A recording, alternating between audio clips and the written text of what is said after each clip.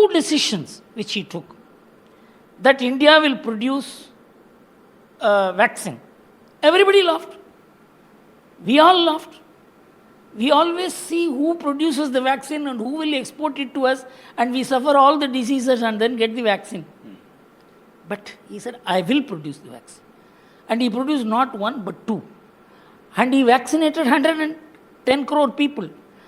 And in America, 1.2 million people died.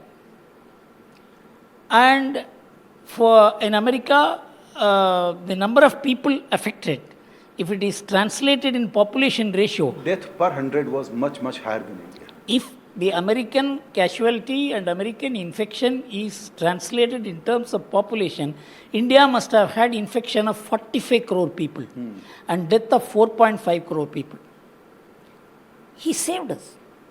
Otherwise, we would never have got vaccine at all. No country could have produced the kind of vaccine we needed. Second is his decision on Ukraine.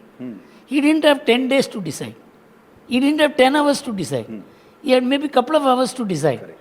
And he took a decision to remain neutral, which means supporting Russia, which is the biggest affront you could have caused to the United States.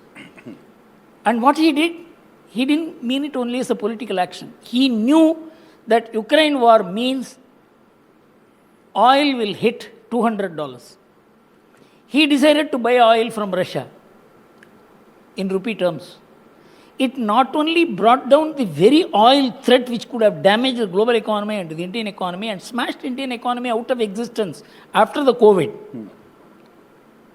We got Nadu in both hands. His stature increased. America indirectly threatened sanctions against India. We kept quiet. Now America needs India. We have friendship with America because, the liberal democracies constitute only 13% of world's population. Without adding India's 18%, they are nothing.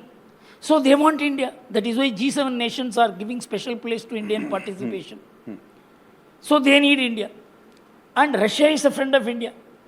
So the foe of America is a friend of India. And America cannot give up India. Their statements against us has no meaning today.